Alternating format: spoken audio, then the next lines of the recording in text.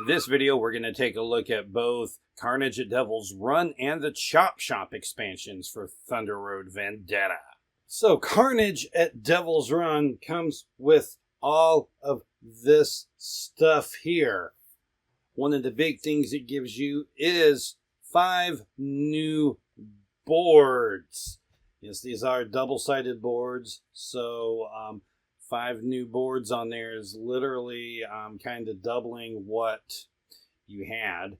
And as you look onto this here, you're going to see that there's a lot of new symbols and things, some new spaces you haven't seen before, because there are some new commands on this thing. Oh, wow, what is all of this craziness? So the new spaces you have are toxic goo.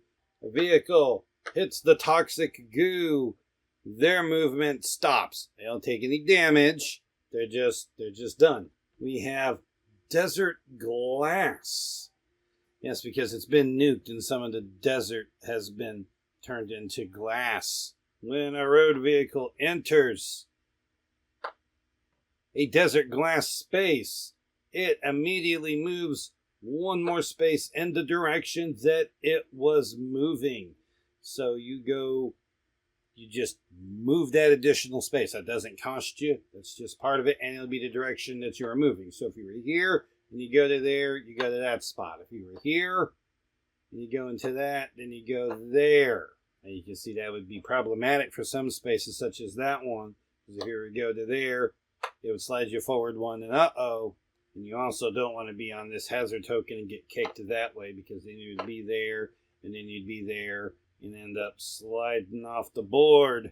That wouldn't be good, but it can give you a little bit of extra movement. So like if you were here and had 2 movement, you could 1, that would move you 1 forward there, and then you can move 2 to another space. So it can be useful for you.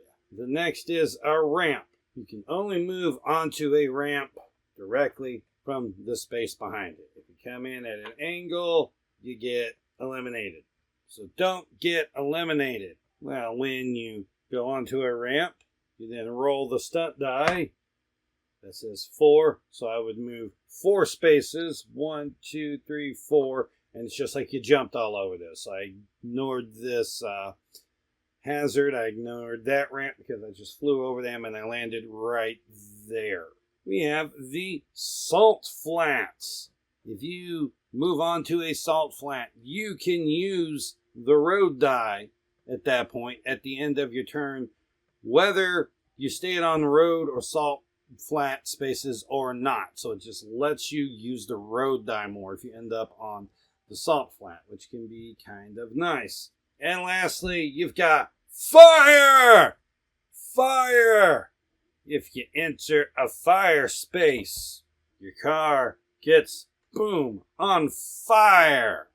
So what does it mean to be on fire? Well, it means you're going to use this fire die. Before you move, you're going to roll the fire die. You've got a +1. You've got 2 sides that are +2.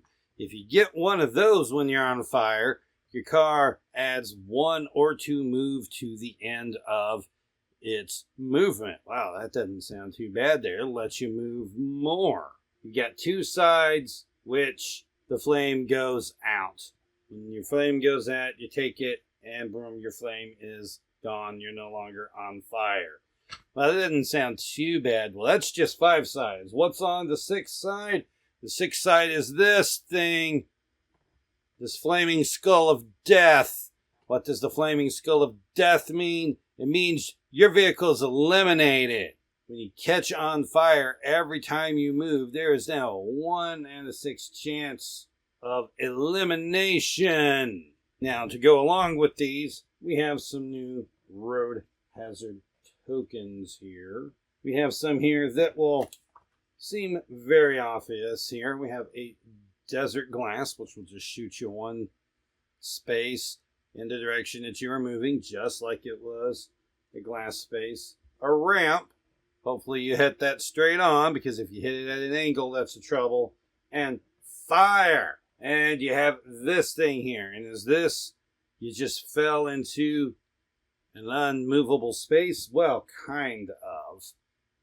What you'll do is when your car hits this, you take your die, take your shooting die, you roll the shooting die, and in this case, if you were a large vehicle, you fell into the trap and you're eliminated. If you didn't get eliminated, you can continue moving however many spaces you had left, and from here on out, for other vehicles, it is considered to be an impassable space. We also get a quake and a sandworm. Sandworm? Now there is one quake and there is one sandworm that are included with it.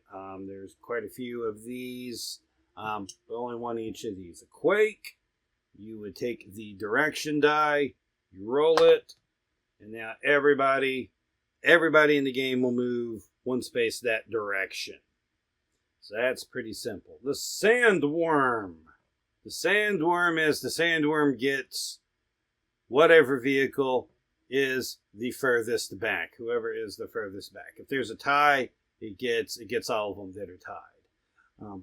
This one, just as a house rule, we usually make sure that this does not end up really early into things. We let it go on. We don't place it on the first board there. We let that come along later because it's just really rough to just like lose a vehicle that early into the game. We also have 2 new damage tokens. We have on fire and ongoing effect. Now, on fire basically just sets you on fire. The one other thing is that this does count as a damage token here. So at this point, you have taken, a damage token there from drawing the damage token, but additionally, you're now on fire. Also important to note that removing the on fire damage token does not make the car no longer on fire. The only way that a car ends up not being on fire anymore is if it gets the side here, which puts the fire out on the fire die. And speaking of on fire, the big rig and the final 5 react to it differently. They don't actually catch on fire. Ongoing effects. An ongoing effect means that you will draw one of these ongoing effect cards, which have different effects on them. There are multiples of each of these, but this is just something that will happen during the entire game. Like Shattered Windshield, if this car is ever inoperable, eliminate it. Nitro Leak, when you assign a die to this car, set it to 6.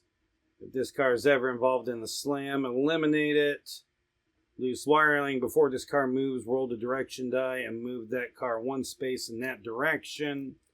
Bald tires, whenever the direction die moves this car, move it one space in the same direction.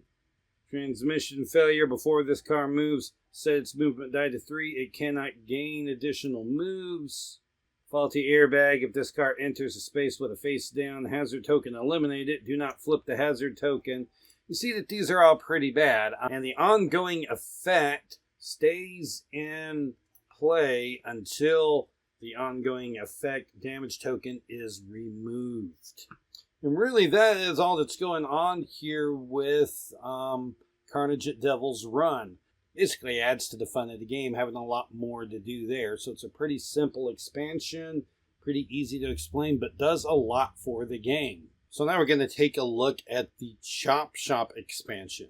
The Chop Shop expansion adds 2 different things to the game. One of them are the crew chief upgrades, and the other ones will be vehicle upgrades. Now the crew chiefs here all are different characters, and each of them have a unique ability up here, and they also have special commands down here. Now these commands will be different than the base commands, and also the number that activates it may be different, and it may not be a number that activates it. It may be something else. So the crew chiefs that we have are Bumpo the Clown, the Bumpmeister, Miss Betty the Tinkerer, Abigail the Street Sergeant, Asha the Road Mistress, Machine Gun Joe Esquire, the Bullet King, Madame Bordeaux, the Prophet, Wong Li Hong, the Marksman, Cruft, the Scrap Metal Merchant, Chris Crass, the Fastest of the Fast, and Vince Vamp, the Necromancer. So, for example, on some of these, Wong Li Hong has Long Arm of the Law, which means you may target 2 spaces away, which means 2 spaces in any direction when he is shooting. Madame Bordeaux has Third Eye at the beginning of the round, peak at 1 hazard token. Machine Gun Joe Esquire has Objection. When you shoot, you may re-roll the shooting die. So you see that the abilities are different for each of them. So what will happen, instead of your board here having the command board, your small, medium, and large, your command board goes away and you get your new command board from your crew chief. Now, additionally, you'll have a number down here that will have this, and those are command tokens. You have some like Asha to have 3, some like Miss Betty to have 2, some like Abigail to have 1, and some like Bumpo that have 0. At the start of each round, you get however many of these are listed at the bottom of your command board. And what will happen is through a round, you can assign 1 die to something on your command board and 1 die each to each of your cars or coast. But additionally, can place a command token on any of the spaces on there. So that means you could just be like, I really need to do a repair. I'm going to, on this turn, place one of my command tokens on repair and just get that repair for free. Or I want to get some nitro, I want to stick that on there. Or some of them will have like the normal commands, like Asha's commands are basically your normal commands.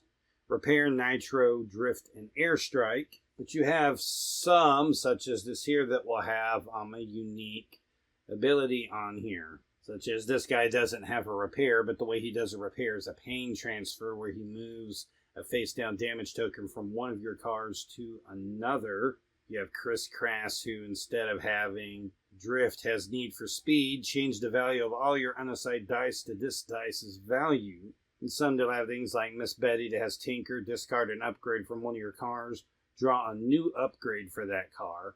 You're also going to see, like in her case, that repair is now 1 through 3 instead of just being 6. So there's 3 different numbers that she can use to repair, in addition to placing one of her command tokens on it. And there's a few here, like Cruft, which we will see the repair just has a star, which means the only way that a repair can be made is to put the command token over it. You can't stick a die on repair. Makes it a really way to make the game more interesting. I know a lot of my friends, when we played this, they wanted to, and the rules didn't let you do it, but we might have house ruled it that way a couple times, where sometimes they didn't want to move a car and they just wanted to place an additional command on the command board. And they liked being able to place more commands. Well, this definitely lets you do that with these command tokens. Now, the ways that the crew chiefs would be distributed is that everybody will get 2 of these randomly given to them, and they pick the one of the 2 that they like the best. So the car upgrades are just a simple thing that it mentions on here that give your car some sort of upgrade. We'll go over a few of them here. Big red button. When this car becomes inoperable, you may choose to eliminate it. If you do, also eliminate all adjacent cars and choppers. The shift skull knob. This car does not have to use all of its moves. Snow plow. When this car enters a space with a wreck or inoperable vehicle, you may place the wreck or inoperable vehicle in an adjacent empty space and continue moving. Grappling hook. If this car shoots another car and hits, after resolving the damage, it may swap spaces with them. Armor plating. A result of any against this car is treated as a miss. Ghost mode. When this car drifts, it gains +2 move. Okay, so you can see that these cards just give you a lot of fun little abilities. The way that this would work is that everybody will be dealt 4 possible upgrades. They will then go through the upgrades, pick one of those upgrades, and place it on one of their cars. Once everyone has done that, they take the 3 that they have, and everyone passes to the left. You then get 3 different upgrades. You get to look through those, pick the one you want, stick it on one of your cars, and pass it through. And once you get down to all 3 cars having an upgrade, the other will end up going away to be discarded. Now, some things to talk about on this. So both the crew chiefs and the upgrades can only be used on the regular car teams. They cannot be used for the big rig or the final 5. While the big rig and the final 5 can't use upgrades or crew chiefs, they can play against cars that are using one of those. You can play with just the upgrades. You can also play with just the crew chiefs. That is up to you. One of the crew chiefs, Miss Betty, is based around using these upgrades. So if you are not going to use the upgrades, you want to remove Miss Betty from the crew chiefs. This upgrade here is completely usable with Carnage at Devil's Run and also with Carnival of Chaos. And that's really what's up with this here. This is definitely a worthy upgrade here. Really, Carnage at Devil's Run and Choppe are some of the best upgrades to get for this game. They really give you a lot more playability on it there. Just all of the additional maps. All of the additional maps from Devil's Run really add a lot to it. And crew chiefs and upgrades also add a lot of playability to it and make everybody feel a little bit more unique and not like everyone is just running the same cars in there. And so I think outside of Carnival of Chaos, which we'll be talking about later, these are some of the best upgrades for this game. So if you like this video, you can give it a thumbs up and a like. You can also go down into the comments section and let me know what you think of everything down there. And you can also subscribe to my channel to make sure you catch everything that I post so you don't miss anything. This is Jeremy with Poindexter G, and we'll see you around next time.